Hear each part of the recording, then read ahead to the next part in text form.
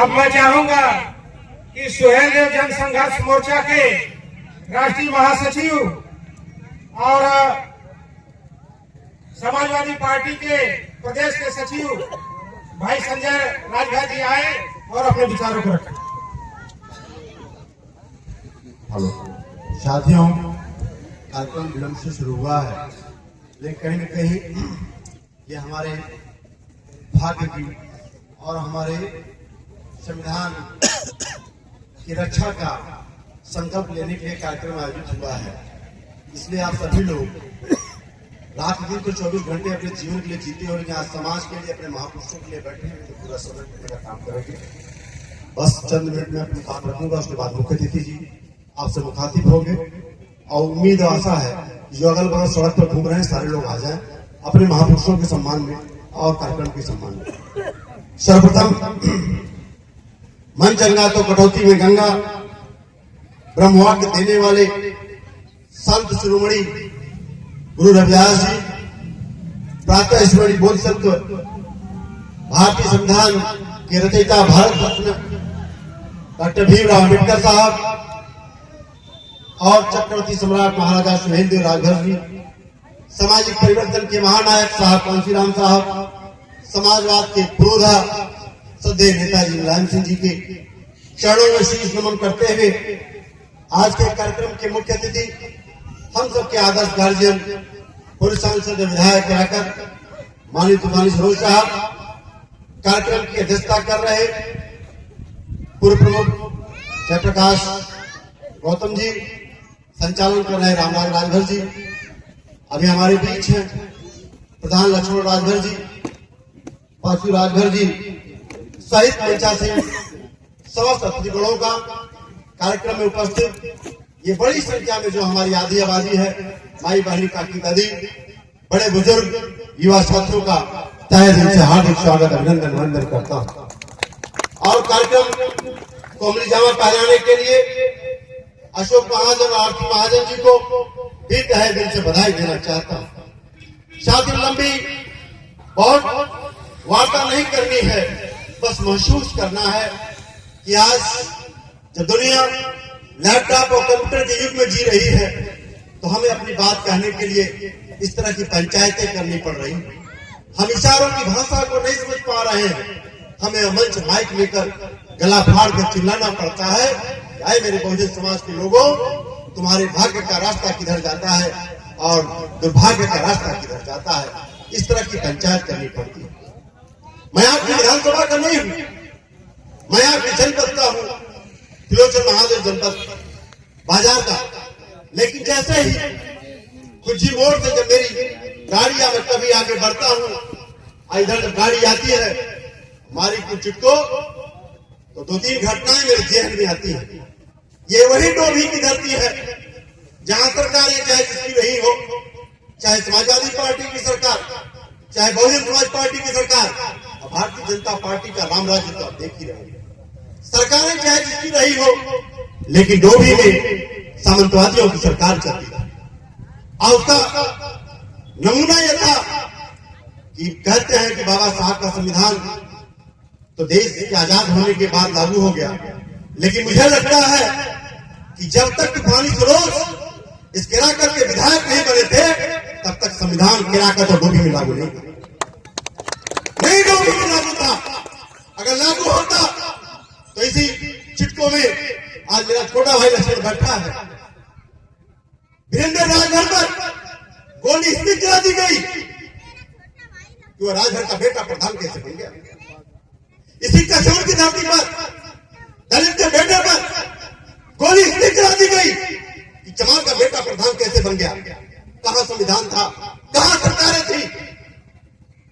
और आज हमारे समाज के भी लोग कैबिनेट में मंत्री हैं, सीना ठोक करके ही चलते हैं। और कहना चाहता हूं, वीरेंद्र राजभर जी के हत्यारों में एक नाम जिसकी गिरफ्तारी नहीं हुई आज तक, सीना ठोक के तो चलते हैं ना, कहते मैं असली माई बाप का हूं, रोज उनको माई बाप बदलते हैं। अब उनके कहना का मतलब है माथा पीटना पत्थर पे, करवा दो उसकी गिरफ्तारी, लेकिन वो हैसियत नहीं है। अगर सरकार का तलवा चाटना होता मैं बताना चाहता हूं 3 जून 2021 को जब बहुजन समाज पार्टी से हम लोग निकाले गए, हमारे पास भी 2 रास्ते थे। एक भारतीय जनता पार्टी का रास्ता था, सत्ता का तलवा चाटने का रास्ता, और दूसरा था समाजवाद और अम्बेडकरवाद संघर्ष का रास्ता, आपके भाग्य के लिए लड़ने का। और आदमी रामचंद्र राजभर जी ने बसपा से निकलने के बाद समाजवाद का रास्ता चुना, अम्बेडकरवाद का रास्ता चुना, और आपके मनोज नेता अखिलेश भैया के हाथ को मजबूत करने का फैसला किया। इसलिए फैसला किया कि यही एक बहुकिया नेता जो घूम घूम के यहाँ पंचायत करता है। आज मैं ठोक के कहता हूँ, ये पीलिया गैंग के लोग जहां भी जाते हैं सवाल करो, इनका नेता जब पिछली कैबिनेट में था तो घूम घूम के कहता था कि भारतीय जनता पार्टी से मैंने इसलिए इस्तीफा दिया है कि भारतीय जनता पार्टी राजभरों का आरक्षण नहीं लागू कर रही। ये पीलिया गैंग का सरगना घूम घूम कर कहता था कि ये भाजपा की सरकार में छात्रवृत्ति अगले समाज की आती है, सबकी आती है, लेकिन पिछड़े 10 लाख छात्रों की छात्रवृत्ति नहीं आई, इसलिए मैं भारतीय जनता पार्टी को छोड़ रहा हूं। ये पीलिया गैंग का मुखिया घूम घूम के कहता था मैं समान शिक्षा की बात करता हूं, ये भारतीय जनता पार्टी समान शिक्षा की बात नहीं करती, इसलिए सरकार को लात मार के आया है। और आज उस पीलिया गैंग के सरगना से पूछ लीजिए कि क्या भारतीय जनता पार्टी ने राजभर समाज को आरक्षण दे दिया? क्या भारतीय जनता पार्टी ने समान शिक्षा नीति को लागू किया? क्या भारतीय जनता पार्टी ने कहता था गरीब सारे बिजली माफ करवा देंगे, और बिजली माफ तो छोड़ दो, अगर सही से बिल नहीं जमा किया तो बेटा जेल चले जाओ। और पीलिया गैंग के सरगना से पूछ लो कि अरे इसके पीछे भी सरकारें हुआ करती थी। संजय राजभर भी एक कार्यकर्ता की हैसियत से यदि कह देते थे कि इंस्पेक्टर साहब सुन लीजिए थे, जरा फोन से कहते थे कि इंस्पेक्टर साहब सुन लीजिए इसको, तो इंस्पेक्टर साहब सुनते नहीं थे, उसको करते नहीं थे। और आगे जो पीलिया गैंग के सरगना के सरदार है सरकार में, इनके लोग यदि इनका गमछा टोपी पहन के चले जाए ना, तो यह तो इनका पिछवाड़ा गर्म कर देता है, पिछवाड़ा गर्म कर देता है। फिर भी ये जो है बेहाई से कहते हैं कि नहीं भारतीय जनता पार्टी बहुत अच्छी। फिर मैं कहता हूं कि इस पीलिया गैंग के सरगना में और संजय राजभर और माननीय रामचंद्र राजभर जी सहित 2 अंतर।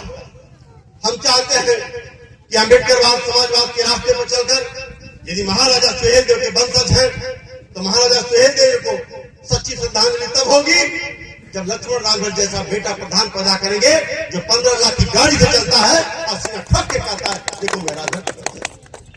मैं ऐसा राजभर नहीं चाहता कि सरकार में होके जब सारे समाज के लोग, सारे समाज के नेता अपने युवाओं के हाथ में लैपटॉप और कंप्यूटर और पेन और पेंसिल पकड़ा रहे हैं, तब एक जाहिल गवार पीलिया गैंग का सरगना हमारे युवाओं को डंडा पकड़ाता है। अपने बेटे को तो सफारी स्कॉर्पियो फॉर्च्यूनर से टहलाता है और डॉक्टरेट की डिग्री दिलवाया है, और हमारे युवाओं को कहता है नहीं नहीं तुम डंडा पकड़ो, डंडा पकड़ोगे तो तुम रखवाला, तब तुम्हारी रखवाली होगी। और ये समाजवादी पार्टी आज अखिलेश यादव जी तो हम क्यों पसंद करते हैं? कहते नहीं ये पीढ़ी समाज के युवाओं को हाथ में हम लैपटॉप देंगे, कंप्यूटर देंगे, कन्या विद्याधन सहित तमाम योजनाएं उन्होंने चलाया। और दूसरी मंशा ये पीलिया गैंग का सरगना कहता है ये डंडे से अपनी रखवाली करेंगे, लेकिन हमारी मंशा है कि समाजवादी पार्टी की दोबारा सरकार बने, अखिलेश यादव जी जब मुख्यमंत्री बने और हमारे तूफानी सरोज विधायक नई कैबिनेट मंत्री बने, तो लक्ष्मण राजभर सहित इसी डोभी की धरती पर दर्जनों राजघरों को डीएम से लाइसेंस रिवाल्वर दिलवाने का काम बने तो सरकार बताएंगे कि अगर दूसरे समाज के लोग डीएम से लाइसेंस लेकर रिवाल्वर लेकर चलते हैं, हमारे राजभर समाज का भी बेटा डीएम से लाइसेंस लेकर रिवाल्वर लेकर चलेगा और डंडा ऐसा लेकर नहीं चलेगा, कोई दो डंडा छोड़ के इसी के पिछवाड़े को करेगा। ये बेसिक अंतर है। और अगर नहीं समझोगे, डॉक्टर ओम प्रकाश जी बड़ी लंबी चौड़ाई, ये चमार भाई भी है, चाहे राजभर भाई है, कान खोल कर आंख एकदम अच्छी तरह साफ कर लो, कीचड़ से लग रहा आंखी में। मैं गया था लुम्बिनी में, एक आदमी यादव थे वहां पे, उन्होंने 2 लाइन में हिंदू धर्म और बौद्ध धर्म का अंतर बताया। कहा हिंदू धर्म में कहा जाता है कि जो कुछ कह रहा हूं आंखें बंद करके मानो, मन्नत करते ना, किया पंडित जी का किया बंद कर ले, कहते हैं कहा जाता है आंखें बंद कर लो और जो मैं कहता हूं मान लो। और भगवान बुद्ध का कहता है दर्शन, आंखें खोल लो, अच्छी तरह देख लो, फिर उसको मानो। तो आए मेरे चमार भाई, भर भाई, ये रविदास जयंती, एक लोग संत महापुरुष के वंशज हो, एक लोग राजा के वंशज हो। और कर क्या रहे हो? अपनी जाति के नेता को मजबूत कर रहे हो।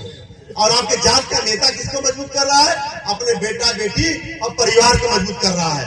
और जब चट्टी चौराहे पर लड़ने की बारी आती है ना, तो समाजवादी पार्टी के जितने जवान हमारे प्रधान कार्यकर्ता ये लड़ते हैं, और आपके जाति बिरादरी वाले नेता घर में घुस जाते हैं।